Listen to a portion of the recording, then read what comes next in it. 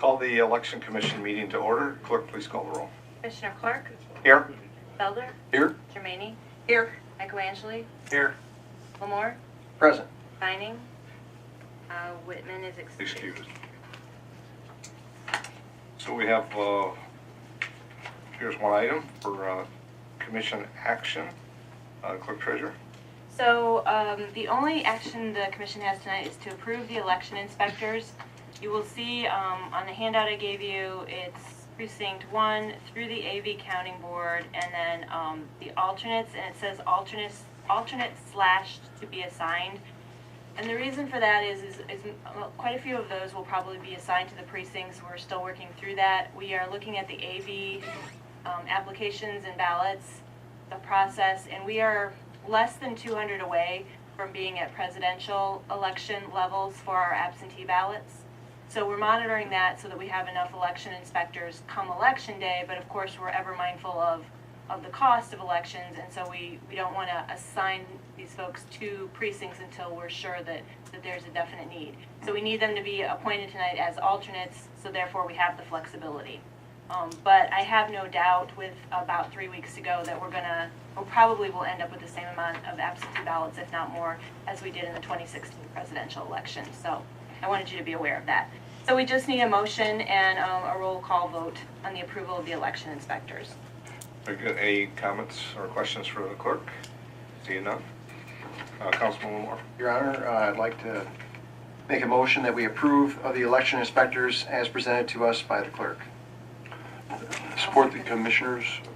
Okay, there's a motion by Commissioner Lamore, supported by Commissioner Felder, to accept the election inspectors by precinct as presented.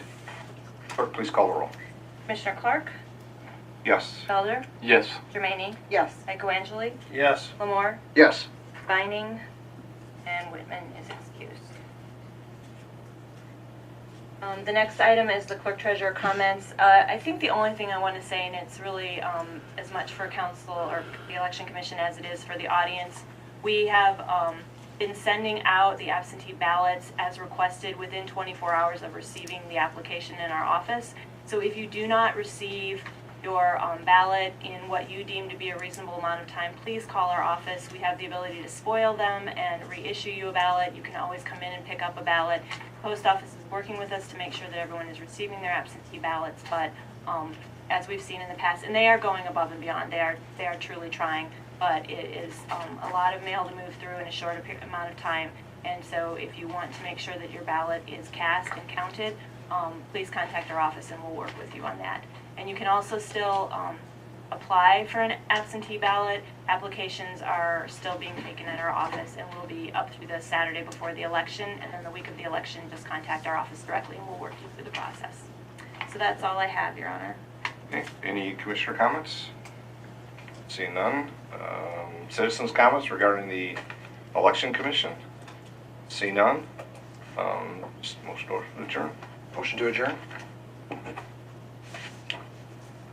Second the commissioner's motion. Motion by Commissioner Lamore, supported by Commissioner Felder. All in favor say aye. Aye. Opposed? Very good. We're adjourned. Let me know when we're ready to go. Go right into it. Okay. So we have a, next is the City Council work session. At this time, call the City Council work session to order. Clerk, please call the roll. Councilperson Germaine? Here. Lamore? Present. Felder? Here. Whitman?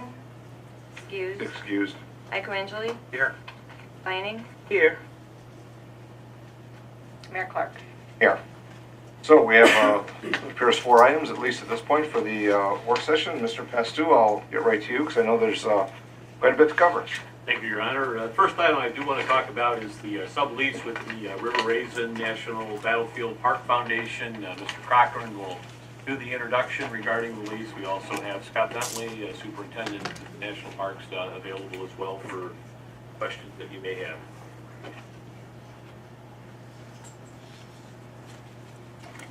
Honorable Mayor, Council, Mark Cochran, Assistant to the City Manager and Economic Development Coordinator. I kind of have a two-part update for you this evening. The first is to go over an update to the space analysis and the design of the former multi-sports complex at 333 North Dixie, and then also discuss the current status of the sublease of the former multi-sports building to the Battlefield Foundation. So first, you saw me this past April. We gave a presentation of the results of the space analysis that the collaborative firm out of Toledo and Ann Arbor had done for us. The purpose of that was not a space design to do a layout of the facility for the future visitor and education center, but more so to look at what the needs of all the partners and stakeholders are that would be using that building and whether the building could adequately be used for that purpose. Our mission was accomplished. They did come back and it was determined that the space is adequate and feasible for us to build the education and visitor center there. So I want to say that the change that we're going to discuss tonight is not a change of what the space analysis showed, but we knew that the implementation of the space analysis and the design was going to be subject to change for variable results. As you saw in the fact sheet that we provided to City Council, we were previously in discussion with a possible funding partner that would help with some of the outbuilding and construction of the visitor center. Those talks have stalled for various reasons beyond our control, which caused us, meaning the National Park Service, the Battlefield Foundation, and City Administration to kind of go back to the drawing board and look at how the space was going to be used and in what phasing and sort of a timeline. And so what we've come up with is a new phase one to present tonight, and I'll say these are very preliminary sketches thanks to our graphic designer ad hoc Scott Bentley at the National Park that you're going to see tonight. We do have the collaborative working on a new space analysis or space design to show us how exactly it would be laid out and how everything would be allocated, as well as a new cost estimate, but we should have those back December 7th. So what you're seeing tonight is just preliminary, but we looked at a new phase that would show construction on the inside and the outside of the building. That's a little different than what we saw back in April, where it was primarily just the inside of the building and a little bit redesign of the parking area and layout on the outside. But the inside would basically renovate the inside visitor center for the lobby for a visitor center. It would be open 5 days a week, fully staffed at all times to welcome visitors to the national park and the community. Also have room for the gift shop and some of the vending opportunities, as well as office space if we choose to move the city's Parks and Rec department out to the multi-sports complex. There's benefits and there's drawbacks to both of those, which we can go into later. But it would also lead into the area upstairs that are currently being used as offices for the national park and for the foundation as well. They kind of got those in an as-is condition and occupying those currently, but phase one would finish some of the renovation upstairs and bring those back to a functional capacity for the Battlefield and foundation. So I think the biggest amenity that would be constructed on the first floor would be, you can see it in the north corner, is the construction of a new stadium seating style theater that would be used to show the films that the Battlefield is finished up to orient visitors, as well as to do different educational programs that would be constructed on the sand side of the building in the multi-sports complex.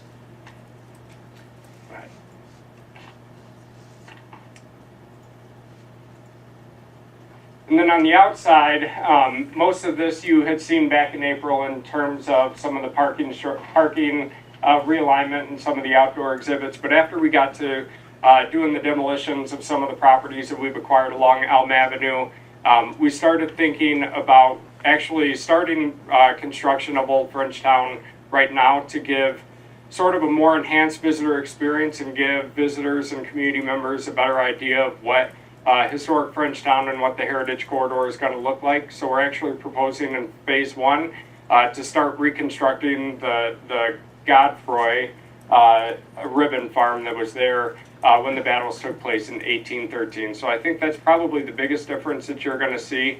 It allows for more of an interactive visitor experience, but also allows for some fundraising and also some other uses for the Battlefield Foundation for events and possible sponsorship opportunities for future construction as well. So that is the reconfigured phase one for the next step for the Education and Visitor Center and the former multi-sports complex. We'll know more and have a better idea of what the cost is going to be, like I said, on December 7th when we hear back from the collaborative. But that's kind of the direction that we're going in now.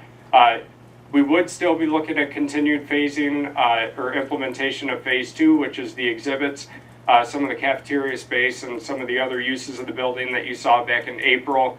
In fact, this summer, some educators from Monroe and Wayne County helped design some draft educational exhibits for the National Park too. So still planning to move ahead with that as well after phase one. So any questions on the update before I get into the lease?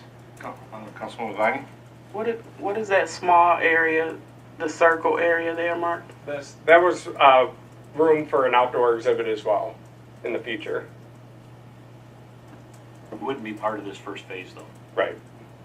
Yeah, the parking lot removal and everything wouldn't be part of the first phase. Just the construction of the first French ribbon farm. Councilman Felder? Thank you, Your Honor. A question about the inside design with the theater aspect that has now been added. I know at the current Battlefield Visitor Center, there's only like a screen. They show an introductory film. Would the premise be to maintain that sort of things, or is it going to be more of a multi-purpose? Because I know that we've had small chamber groups play live music in there as well. Mm-hmm. So getting some varied use out of it might be a...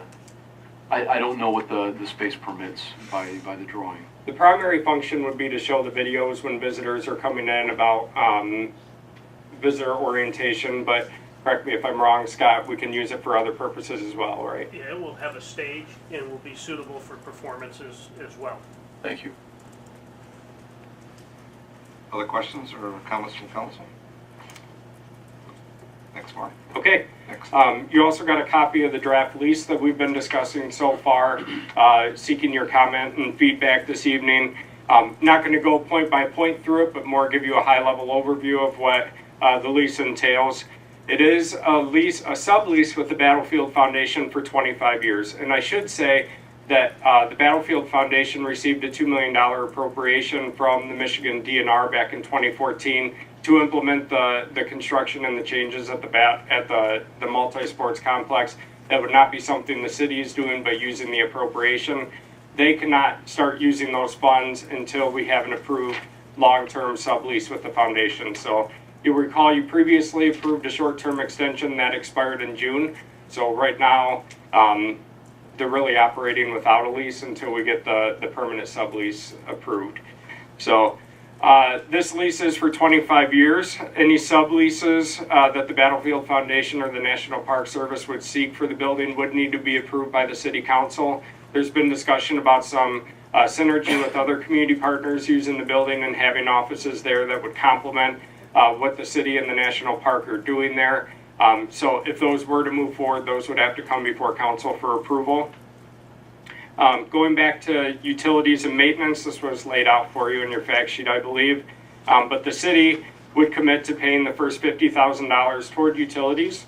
And then the National Park Service will commit to paying about $7,000, which is their share of their budget that they can commit to paying utilities for their facilities right now as well. And then the Battlefield would be the foundation would be responsible for paying any costs that are beyond that amount. So these are similar to the present arrangements that we have with the Arthur Laszlo Community Center, where we provide them an allocation for utilities up to a certain amount, and then they're responsible for anything that's over that. Just to give you an idea, as of June 30th, 2018, the building in its current state, the utilities were about $52,000 a year. So, of course, we know with increased visitor use and increased building use, those are expected to climb as the building is open more and used for more programming, and that would be responsible for the Battlefield Foundation to cover. Additionally, the city would commit to putting $25,000 annually into a capital improvements fund until it reaches $250,000.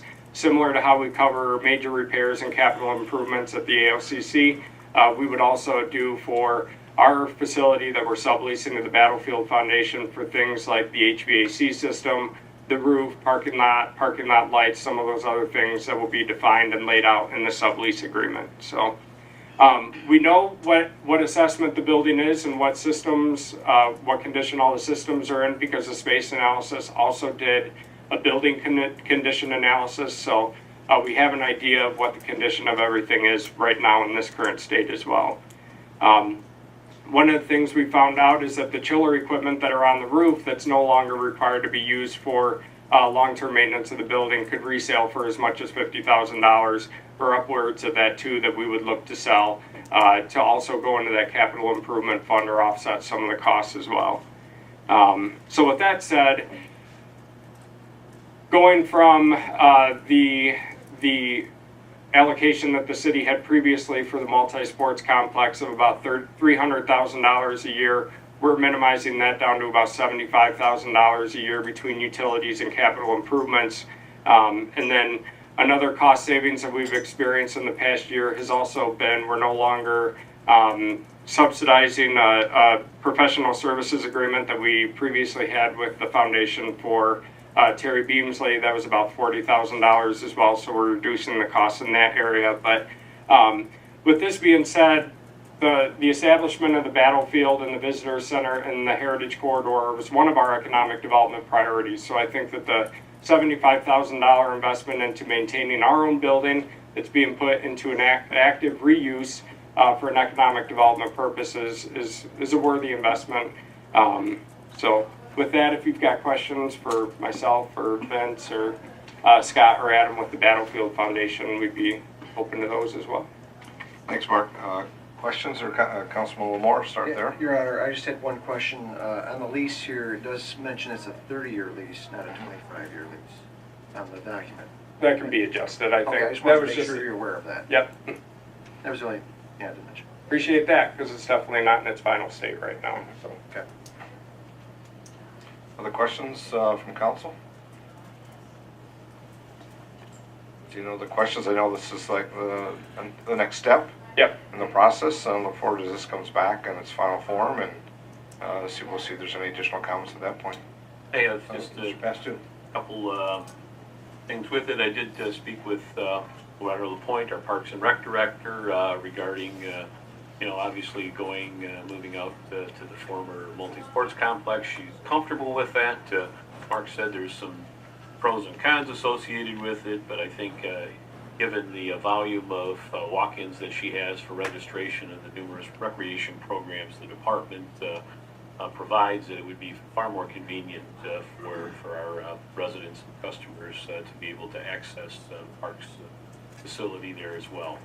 The other end of it is, certainly that I think by the plan that it's in place, the dry side of the arena, the concrete, is actually probably available for programming for other activities and purposes. So it's probably going to yield the most significant impact immediately by going this route as proposed.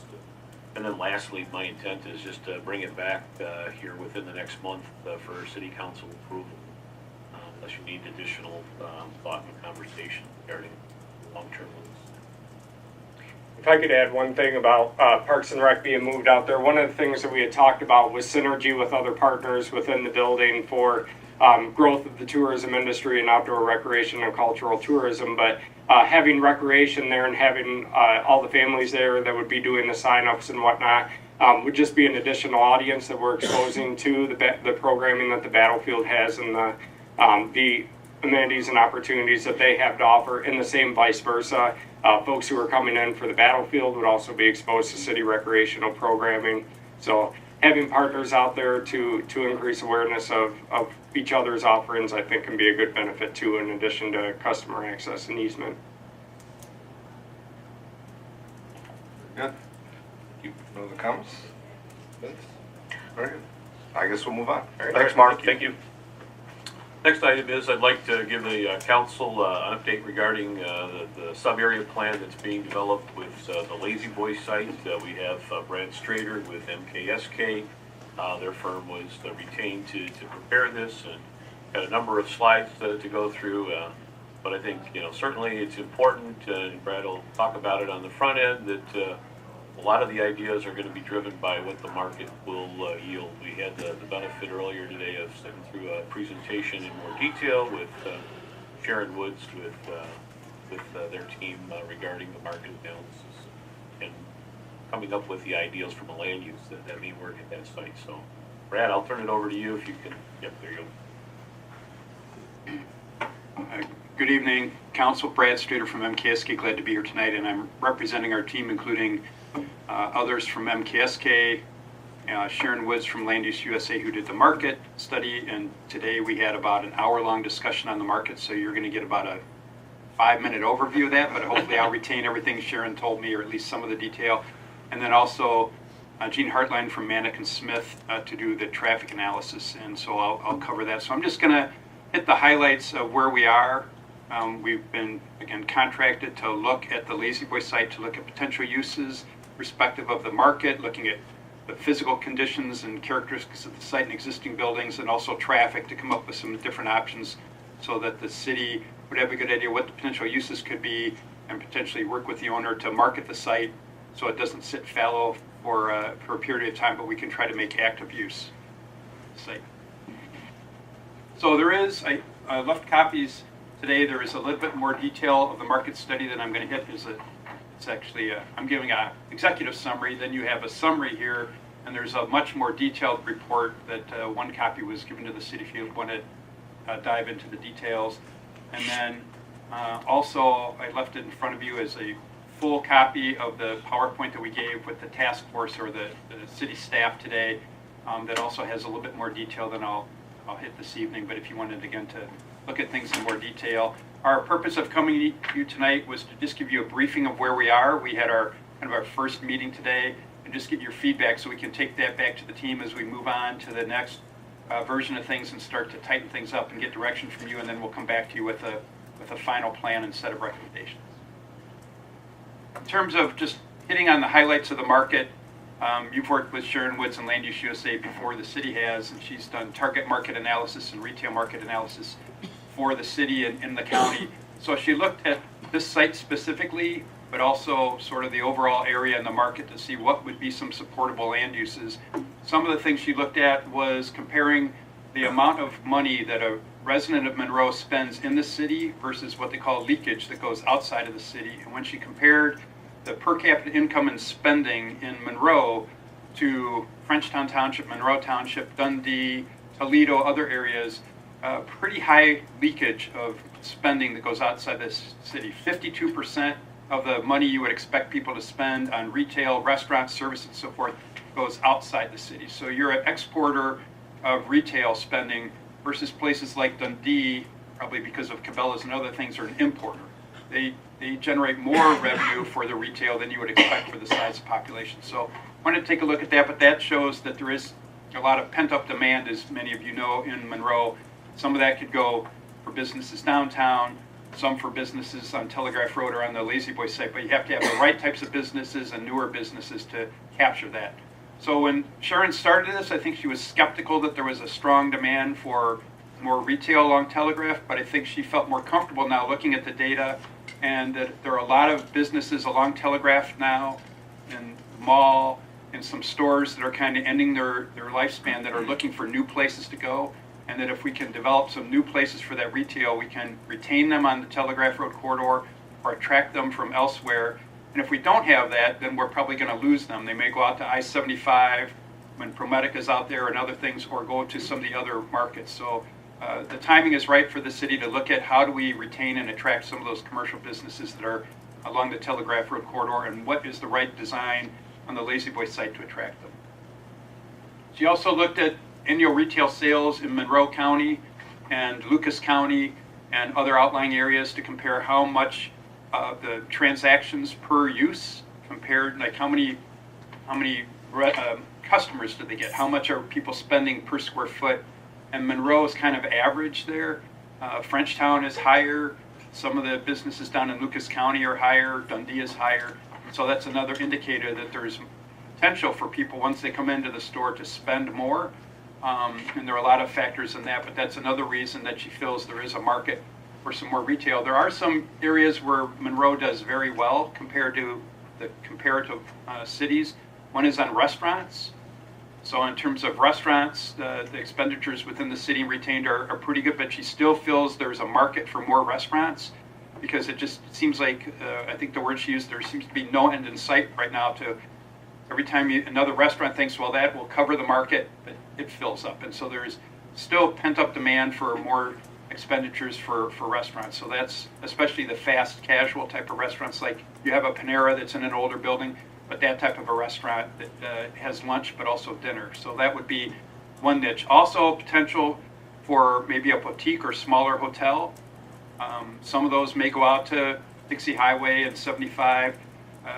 There's been some talk maybe a smaller hotel or lodging or inn in downtown, but maybe a 70, 75 room hotel somewhere on Telegraph Road for people that don't want to stay out along the freeway and want to have a more interesting experience being in a different location. So she thinks that there's a market, a potential for a hotel along the corridor, but on this site is one option.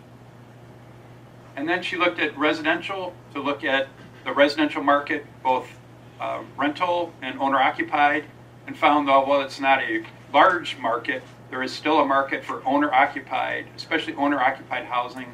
And the strongest market she feels is for attached residential, like townhomes and row houses, and I'll show some images of that. Maybe for smaller lots, single family, maybe for rental, but primarily for owner-occupied attached residential, like condominiums. Again, some of that would be is in the downtown plan, but some of that could be along the corridor if you have the right amenities.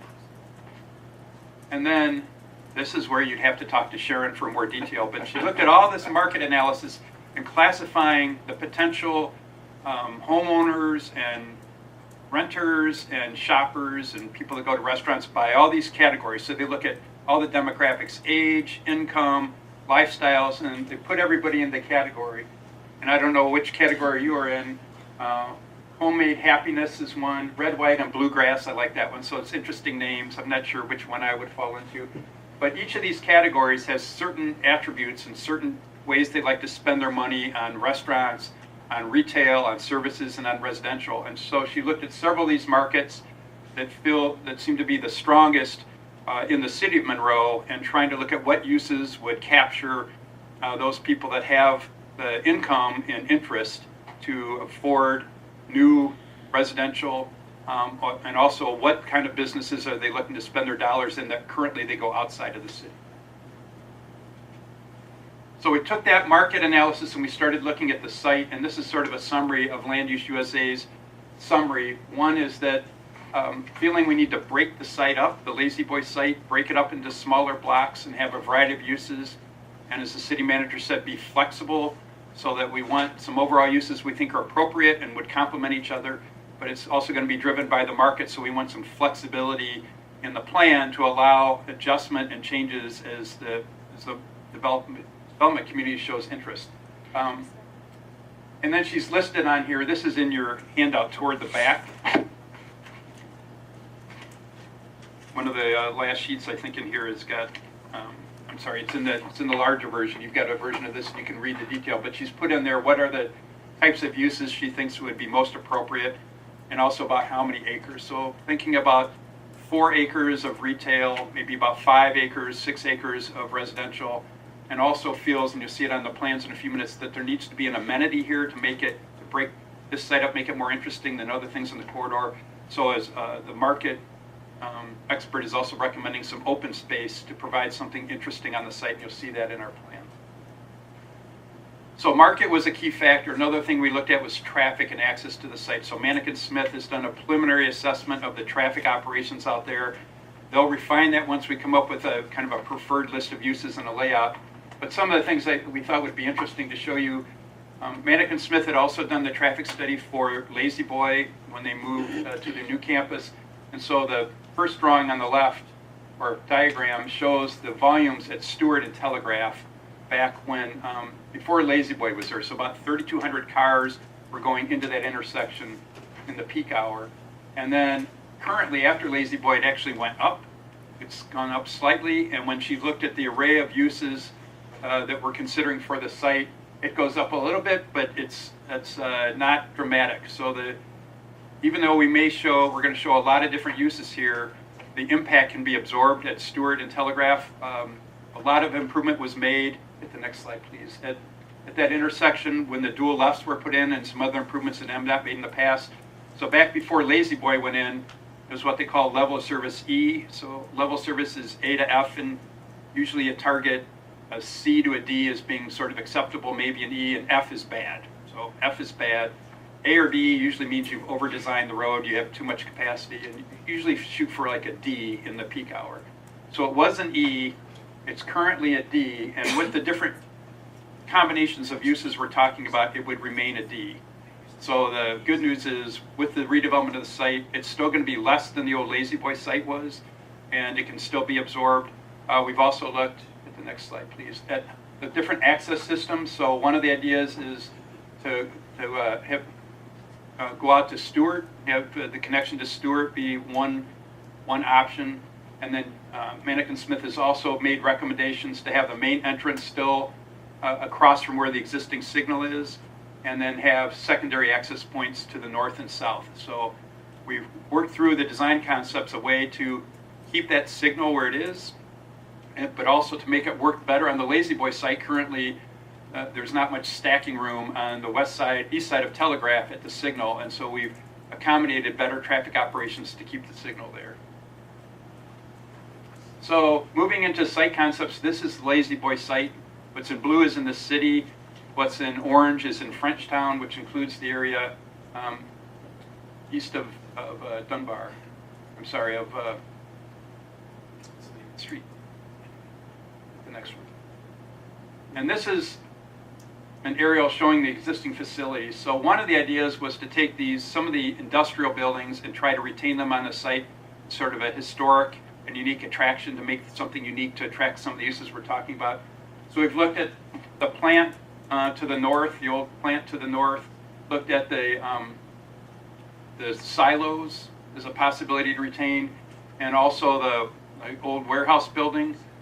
AKT Peerless has been engaged by the city to do an environmental analysis, and they're kind of doing that concurrently with our study. We're not sure that warehouse here in the middle can actually be retained, but the other buildings could potentially be, some of the historic buildings retained as part of the development scheme, and we'll show you that in a minute. So it'd be the silo building. This is sort of the historic headquarter building, or a historic plant building we think also has some potential to be retained. So again, we kind of blocked this out and looked at ways to maybe retain some of those structures. Again, the warehouse probably, we found out today, isn't going to be part of a plan moving forward.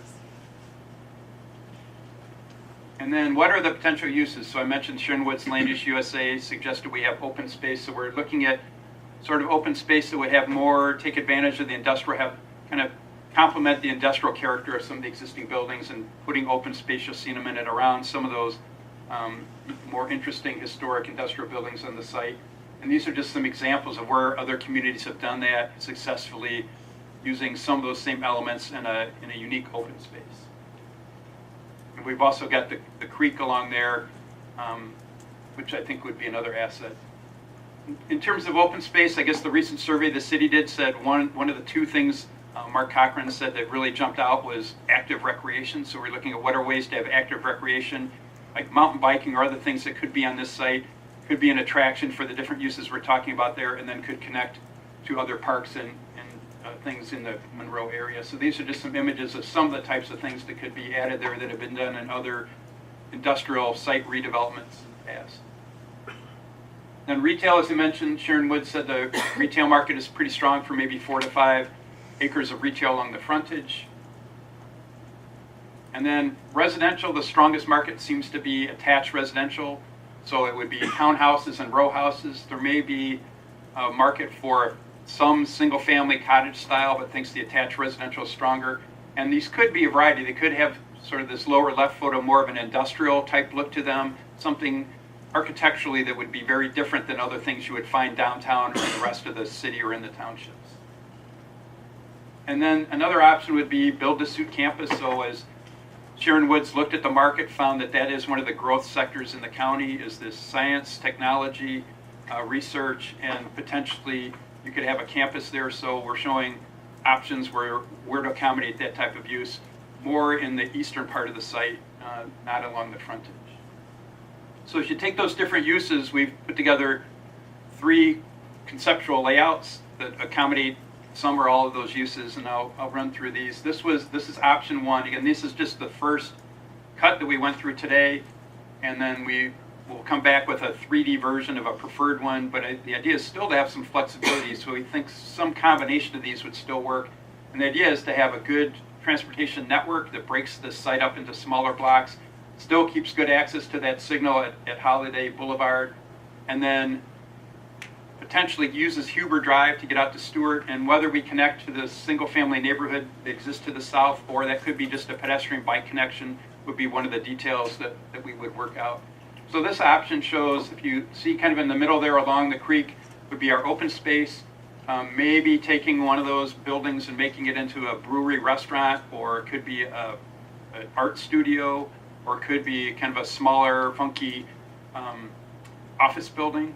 And then keeping the silos as just more landmarks within the site, and that would be the open space running along the creek. The residential on this scheme would be at the north and south sides of the site. The frontage would be the commercial, and then this has the largest area of open space and community park. So some of that open space along the creek could be host events like we want to make complementary to the downtown and the farmers market, but some events out here to make it unique that would be programmed along there. So that would be one use. And again, the purple where you showed reuse of the former warehouse building of Lazy Boy, that doesn't look like it's likely to happen. So we'll have to come up with a different use there. In this scheme, that would probably be continuing the residential through that part of the site. The second option is where we have this build-to-suit campus or some type of a corporate or office building or medical building, and that would be in the blue. So we still have, in all these options, we have retail and restaurants along the front. Sometimes the retail or restaurants go farther, deeper into the site along the east. And this would have residential at the north, which would be a higher density residential up towards Stewart, and then lower density attached residential or single family to the south. And the blue there would be this build-to-suit campus or office building. All of these have keeping that open space corridor along the creek. And then the third option is the one with the most residential, where we've cut back the retail a little bit, less space for office and more residential. So the idea would be that even though we're going to promote one option eventually in 3D model, what it could be, that there would need to be some flexibility, because depending upon the market, the residential will take some time to absorb. You could have different developers for the commercial and the residential. Keeping a pad open for office, that would probably be the longest, take the longest to get, but you never really know. Somebody could come along. But the idea is this build out would be a 5 to 7 year build out, even though it's a fairly small site, that it would take a patient developer or combination of developers to gradually absorb the commercial. So it would likely be done in phases over 5 to 7 years is kind of the current thinking. So that's kind of where we are. That's a brief overview of some of the market factors that are driving the land uses and alternatives. That we did look at traffic, and we'll look at that more, and some potential layouts to give you a briefing where we are and answer any questions or get feedback from you. Thanks, Brad. Vince, if there's any comments now, I'll take them from the council. I have nothing else to add right now. Any comments or questions from council? I know this is like the first, I'll just say first draft as we go along. Thoughts? Questions? I have one question. Councilwoman Germani. The housing development, is there a certain percentage of it that has to be low-income housing when you redevelop an area like that? No. No? No. Could be market rate. You could have some level of subsidized or lower income housing. Could depend on the developer, tax credits. But right now, she looked at it and said there would be enough market for market rate housing. Thank you. The comments, questions? John? Or Councilman Michelangelo? Yeah, thanks, Your Honor. Brad, I like all the detail that you folks have taken a look at. I guess my first reaction to the concept is Telegraph Road is extremely, the way it's been developed, and it's going to take years to change the character, it's fairly hostile to pedestrians. It's very vehicular, it's very noisy. Actually, it's kind of dirty, and it doesn't really transmit the kind of quality of place that this type of development should basically position itself for.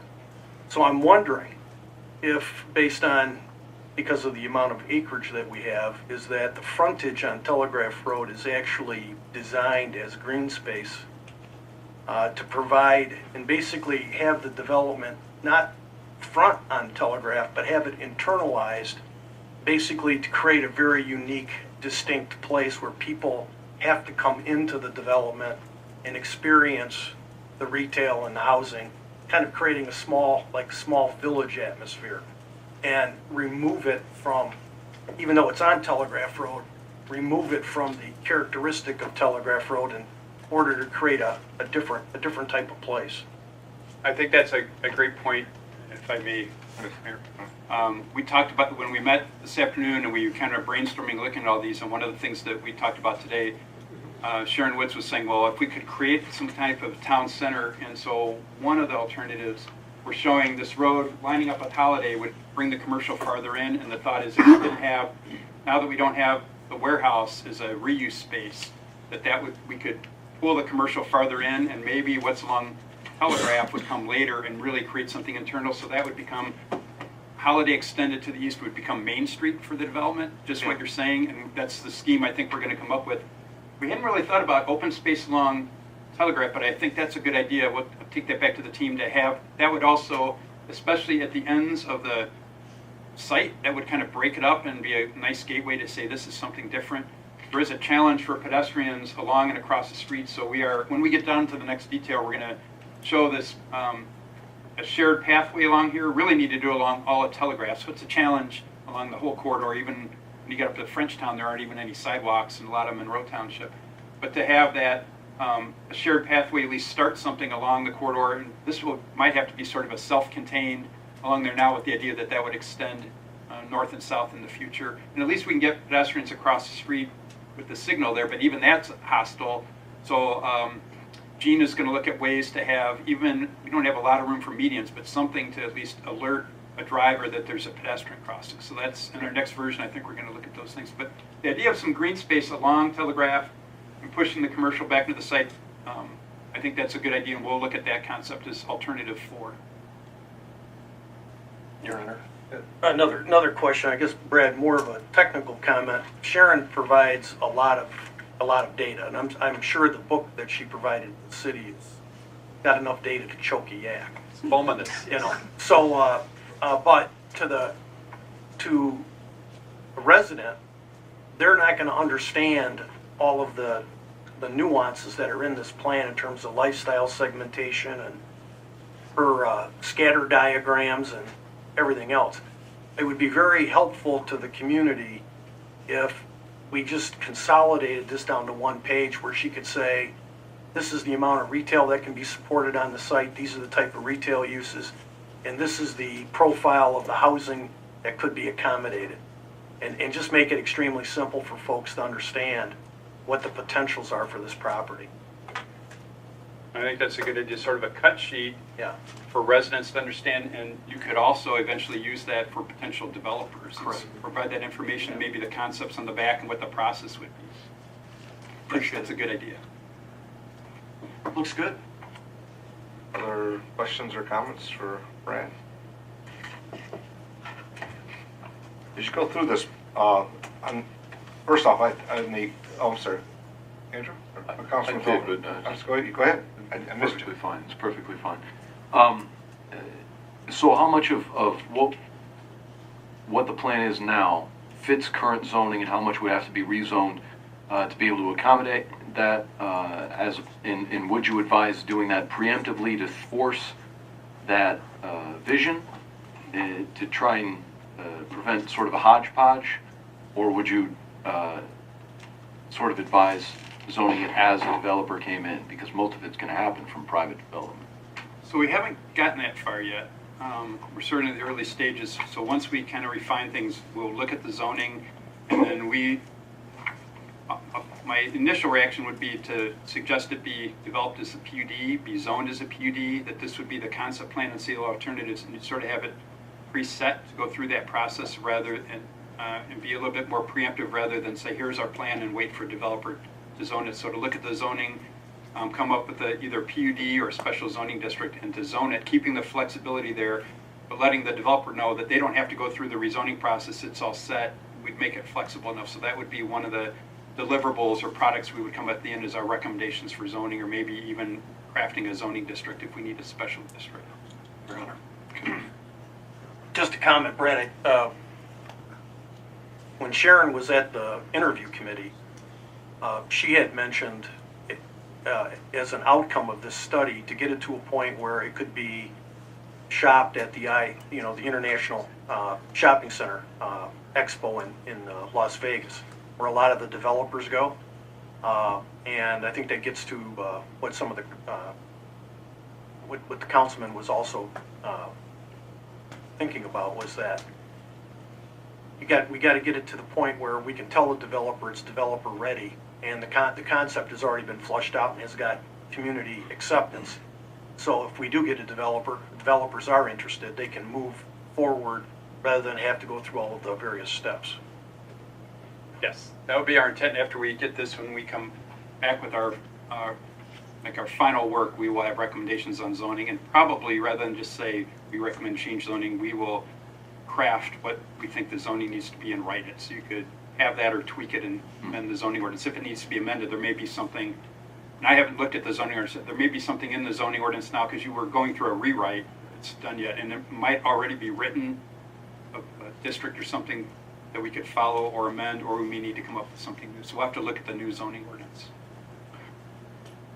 And one more small point, if I may, Your Honor.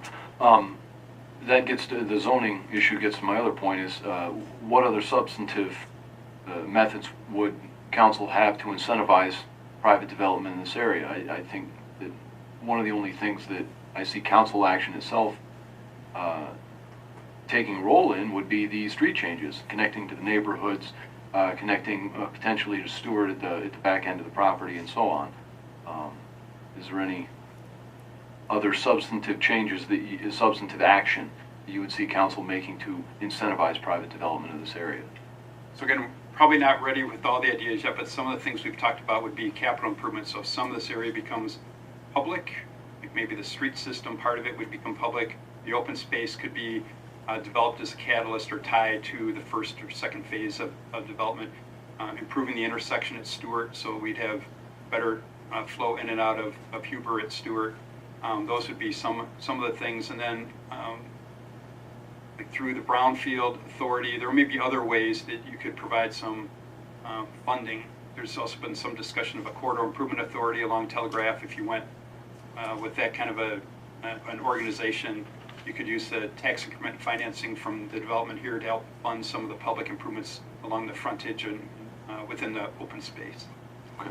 But we'll look at that more extensively when we come back to you, but we haven't gone into it in depth yet. Sure. Thank you, sir. I appreciate your efforts towards this, and I look forward to seeing what you come back with. Thank you. And just to follow up, I do think that part of carrying it so far with the sub-area plan is that at some point in time the structure's got to come down. I think it's going to be one of the major impediments to the redevelopment of the site. And as Mr. Strader alluded to, we're working with our environmental consultant, AKT Peerless, and getting us an assessment as to what that demolition cost might look like, as well as any other site remediation that may take place. But clearly, and again, following Mr. Angeli said, if you're going out to anything with ICSC, you want to have it as developer ready as possible, whether it's a clean site with all the environmental information, the land use approvals, the market analysis, the traffic analysis. If you can get all of these things done, they'll probably start listening and see where it goes from there. So clearly this is an element of all of those little tasks to get this site, because again, 32,000 vehicles are going past it every day, which is not a small number. And it's 25 acres plus, so I think there's a lot to work with as far as assets. So when you mention incentives, I certainly think the Brownfield Authority would probably play an important role in this process. Right. this might be a question more for Vince, but knowing that Frenchtown is also a partner in this, is that going to cause any problems as far as developers having to deal with two different entities versus one? Well, part of the update you received, I alluded to the fact, didn't allude to it, I came out and said, we've had discussions with Frenchtown Township regarding Public Act 425 agreement, which is a jurisdictional transfer. And it sets in place the conditions by which one entity will be managing the site. From a economic development standpoint, much better for a developer to deal with one local planning commission as opposed to two. And then you start considering all of the other services, such as police and fire, water, sewer, streets, refuse collection, property tax administration, election administration. All of these things make sense that they fall under one jurisdiction. So I think I have it programmed for the November 5th work session to talk a little bit about the extent of that, but I am planning to go meet with the township board mid-November to talk about that. But I'll get in front of the council and go into more detail about that one. Questions or comments? Just a quick one. Brad, thank you again for the progress, and I think providing this that the council will have a chance to look through a little further. If there's things that come up, of course, we'll share those with the city manager to move along. It's a great opportunity, and that's why, the council has looked at this site. That's why we started with this plan, as to what the future could be there in a variety of uses. I will say I do appreciate the version as is starting to appear here regarding to the Mason Run, using it as said it was an opportunity and an asset versus being covered over or underneath the building. And the amenities are, from a public sense, that could be around from that. We talk about the community park and that. While that's, you want the economic and you want the development part and you want the businesses and all that you spoke about, having those amenities will also draw people there that don't take advantage of these other, whether it be retail or restaurants or what it might be. So on the fronting, like John said, I think of Holiday Boulevard there that goes across. It is a challenge for a road, but I think the light, if done correctly, and even with the volume of cars that are there, it could be as safe as it could be.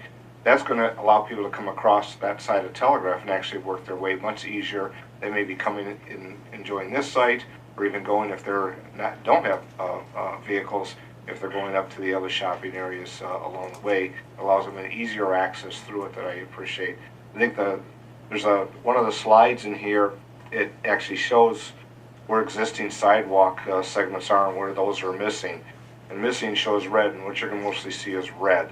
And I think that the front of this property is primarily green, though it can be much more accommodating and much more agreeable to use and vision. So I think there's an opportunity to put that in that front segment and then connecting both within the site and back out the site. So I appreciate the work. I just want to make a comment about the Mason Run, because I know that there's been input from the Drain Commissioner as well. I think a couple of things. So this is an abridged version, so that's why we wanted to give you the full version. So the map that the mayor mentioned with the sidewalks is in the larger version here.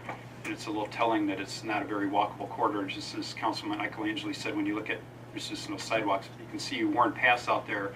And one of the things that Sharon Woods, the market person, told us, as we all know intuitively, is that people want to be by the water. And the nice thing about the Mason Run here is it's more approachable. So you've got the river raisin downtown, and it's a great asset, but it's a little bit, you can't get really close to it. And with the Mason Run out here, you can get very close. And it's kind of just an interesting, different water feature, and think that that could be a benefit either for residential or for restaurants along there. A lot of people sitting outdoors, they can get away. It's very loud on Telegraph, as was noted, but if you can get next to the water and have some outdoor dining and open space away from Telegraph and have some buildings up there to block the sound, we think you can have a much more intimate setting and an attractive, unique setting that would make it more distinct from the rest of Telegraph. So that's what we're trying to do, I think, is create a place here rather than just being part of the Telegraph strip. Thanks, Brad. Thank you very much. Good comments, everyone. Thank you. We'll see you again. Thank you very much. Mr. Bastu, I think you have a couple more items.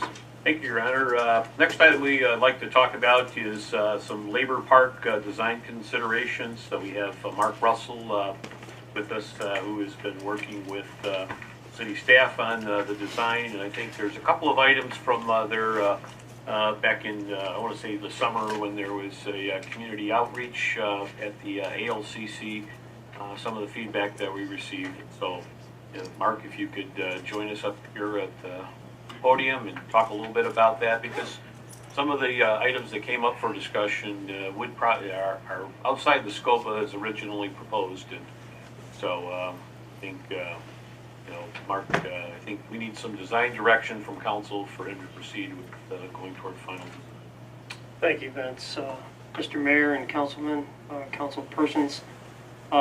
Yes, as Vince mentioned, back in July, we had a public participation process or an engagement process at the community center.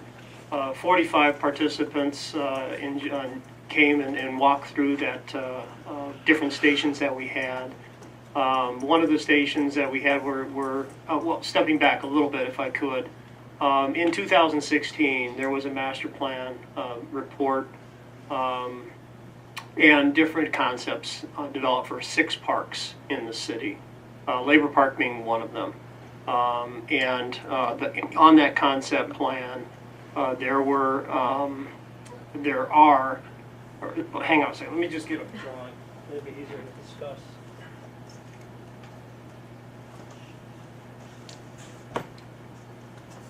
There's the easiest place to put this. I'll just hold it. There you go. You're going to have Vanna White come up here in just a moment. Is that okay? Yeah. Oh, there we are. There you go. So this was the concept plan that was presented in the master plan for Labor Park, and what we had here is a playground essentially and a pavilion, and we had open space. And the city came, and this was a document that we had, and people really just reacted to that. Some of the comments that came up were walking paths and open space and playgrounds and obviously a pavilion and what have you. So the master plan went through a pretty extensive public participation process prior to developing this document and the other 5 parks. So this particular park was we've been engaged by the city to implement this particular plan, or as some of you know, or maybe all of you know, the city has purchased these 6 lots down here, which expands the park to the south, and we have not come up with a concept of how those 6 parcels would be utilized. Also, what came up in the public engagement meeting was the possibility of implementing a splash pad at this particular park. It wasn't mentioned in the master plan. In fact, 3 of the other 5 parks, or 6 parks, Munson and St. Mary's and Carnes Park, were all identified as being parks that could receive a varying sizes of a splash pad. This was not designated. There weren't any comments previously to the development of this plan for a splash pad. So what we wanted to try to do is get the public to participate in this engagement, and in fact, we had 45 participants in the meeting, and it was an open forum. People could come and go as they please, and 4 of those participants said, "Hey, we want a splash pad."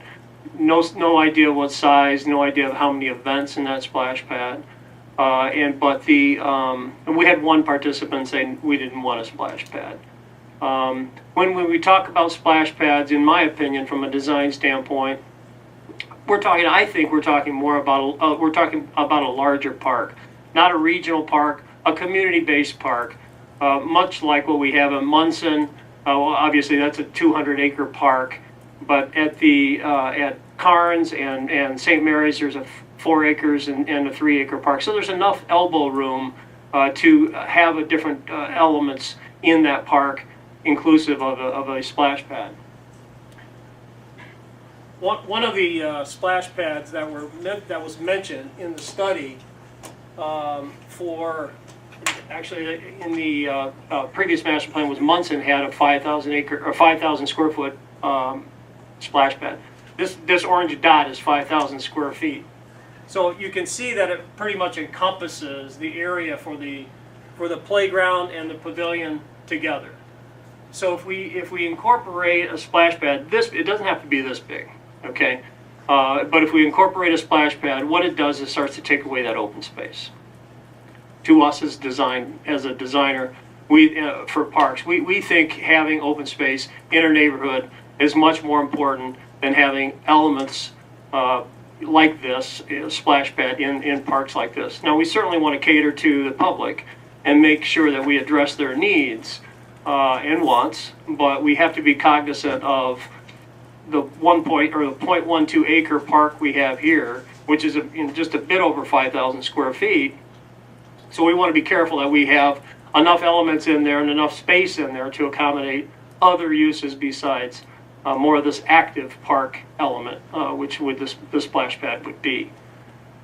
There was discussion about having a splash pad being a draw and for other people from outside of this particular neighborhood to come to and enjoy. I'm not convinced personally that this is the right spot for that. It's not centralized, and I just don't know that this is a proper location for that. However, again, we are a design firm. We will do what we're asked to do by the public and by you folks. Both the 6 out parcels, if you will, and the splash pad were not incorporated into our original proposal, a design proposal for this park. The money hasn't been budgeted. I think we have a little bit over $500,000 to develop this park, as you can see on this board.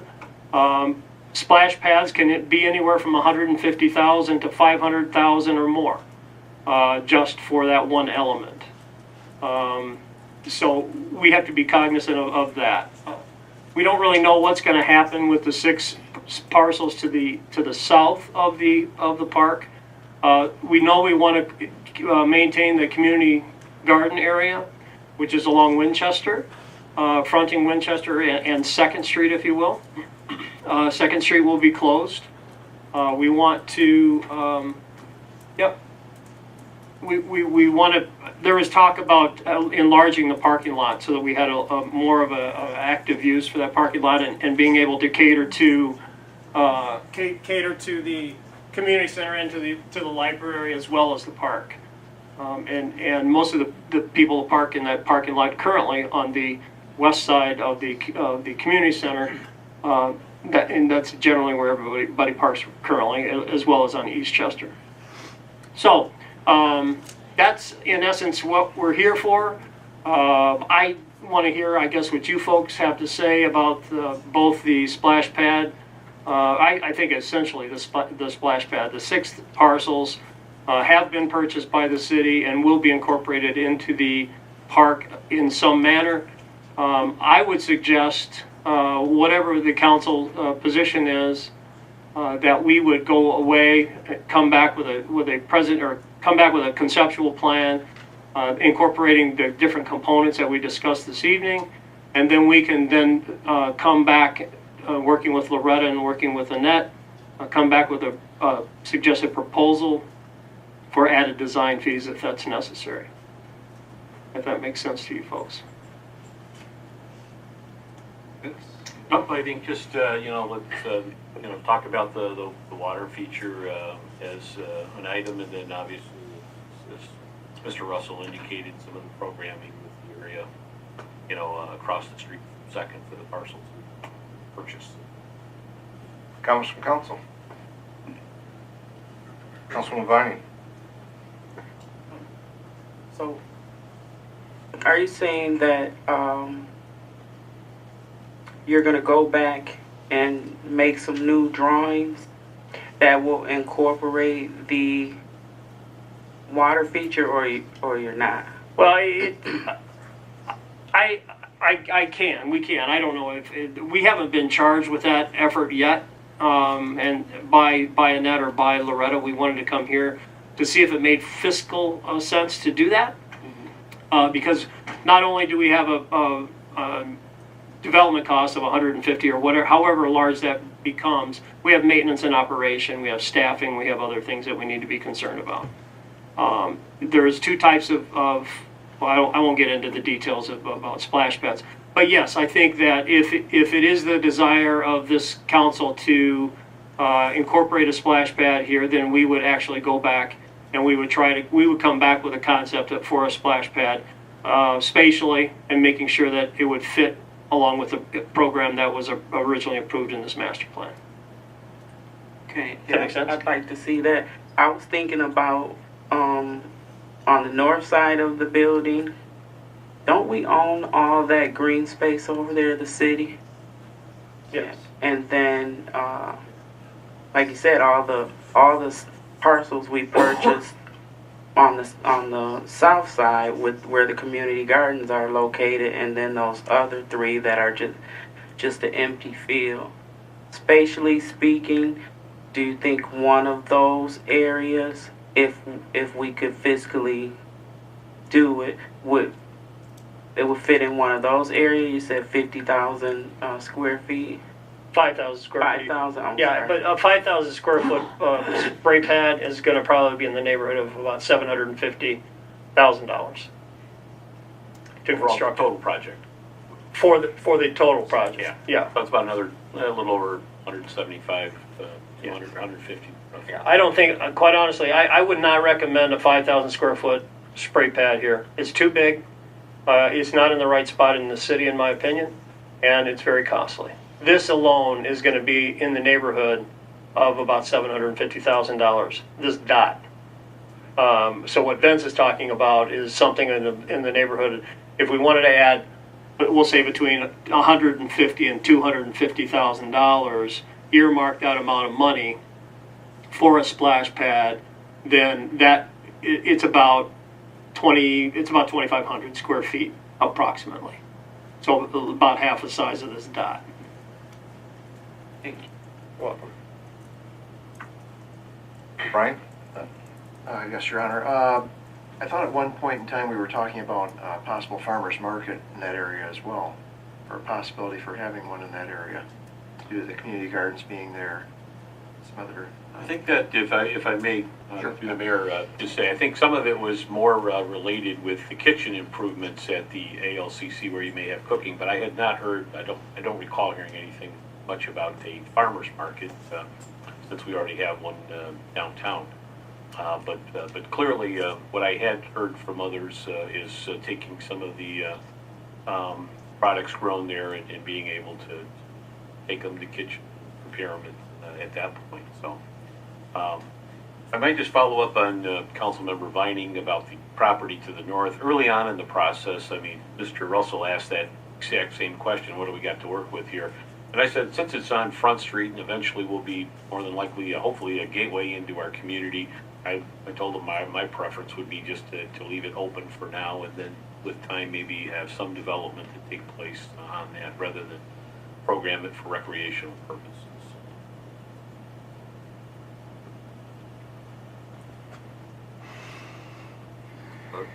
Question? Brian? No. Other questions from council? A couple thoughts. I'll start, see if there's others. Regarding the splash or water area, you know, the 5,000 is at the large end. I agree it wouldn't fit there. Unfortunately, we don't know the square footage of what the other proposals were. I don't have that information with me from the concept of the other plans. But I'm sure that there's others that are smaller that have a different cost than the amount that's been stated. So the 1.2 acre park, that's the current location, or is that taking into account the 6 parcels? It's the current location. Okay, so there's additional space we don't know what we're going to do with yet, and we haven't figured out. Other than the fact we know if you're using that space, you got to find parking space, which I think some of the discussion was. So it would be fronting the Navarre Library and easier access to the front of the ALCC, and that makes sense. The discussion is the community garden in the splash area, if incorporated, and really to what size. Fortunately, we don't know the other sizes that are available according to what the cost would be either. Mr. Mayor, Yes. they vary. I can tell you that I have 3 of the studies from that master plan. So the Carnes Park was about 1,200 square feet. Okay, the Munson Park was the 5,000 square feet. And then the St. Mary's was also, well, it really, it's about the same size, about 1,200, maybe a little bit more. They didn't really have a specific size allocated for the water feature, they call it. They didn't call it a splash pad, for instance.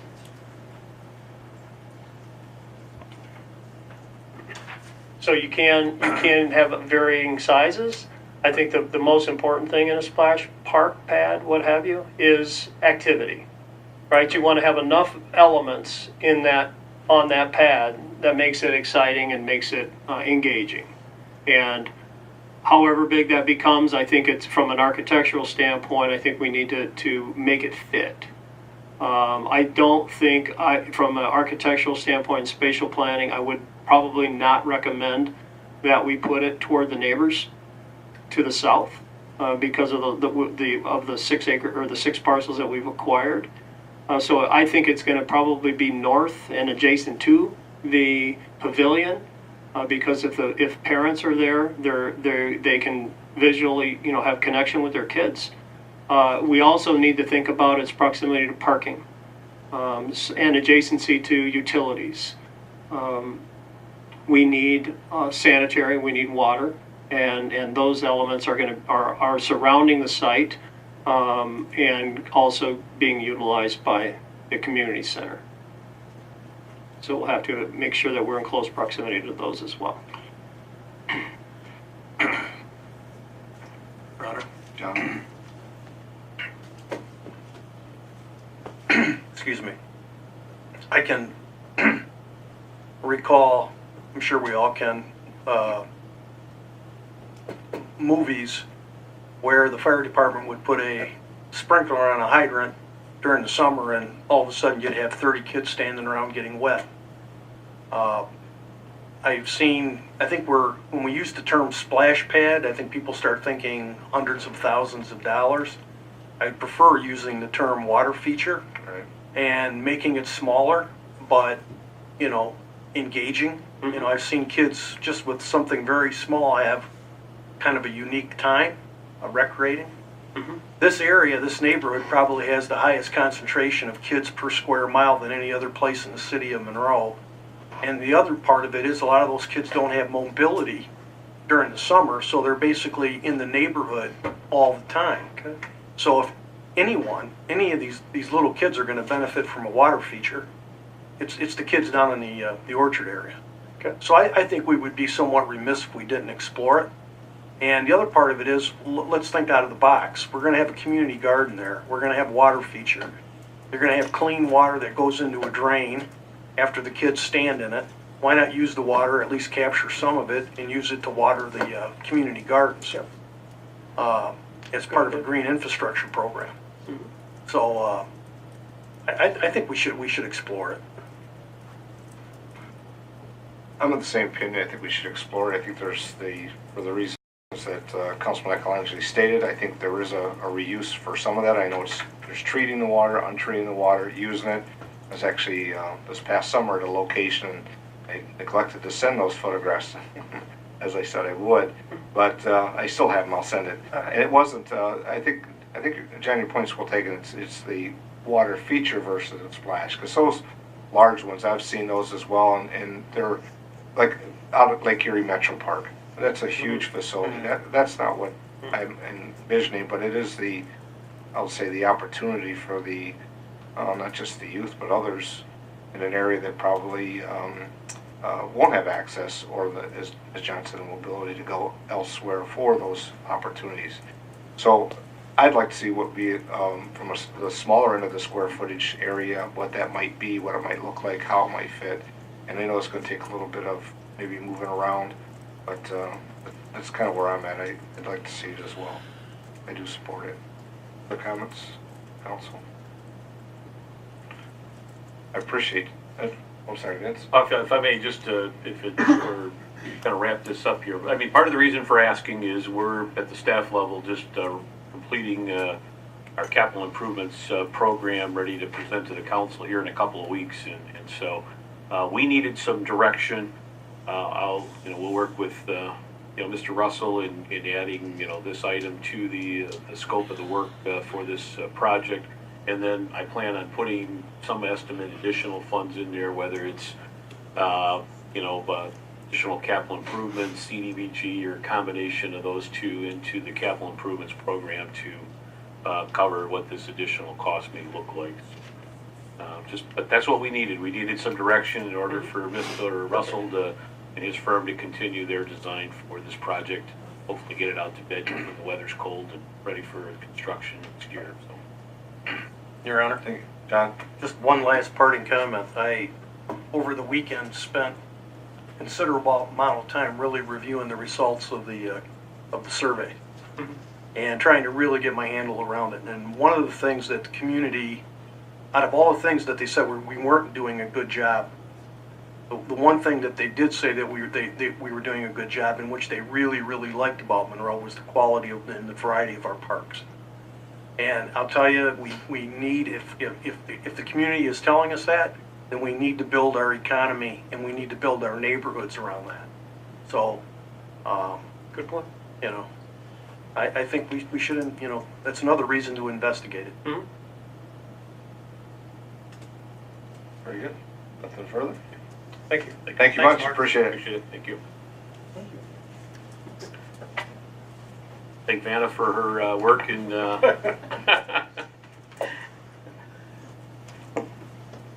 last item, if I may, Mayor. Yes, please do. Yeah, last item I wanted to talk about is a discussion related to land divisions.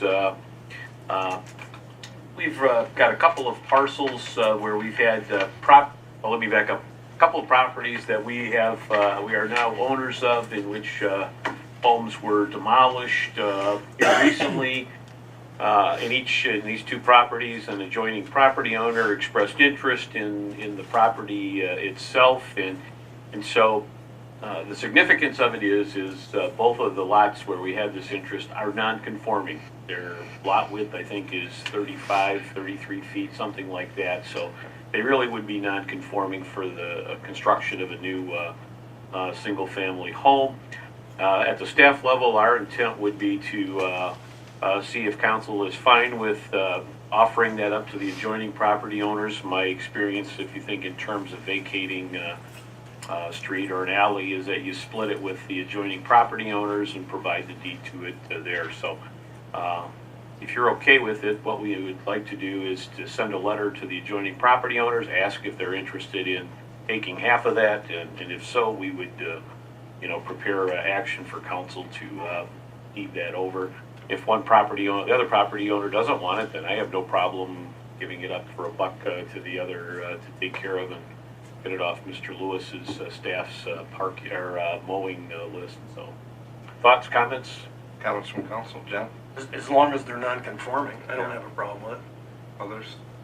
I know Councilman Feller had asked that at one of our sessions about those small parcels and how do we still have to maintain them, and sometimes they even if it's only a foot wide to add, they don't necessarily want to take that on or take an add to their property. But there's I think this is the opportunity to do this yet on maybe a couple larger ones that neighbor will want to take advantage of.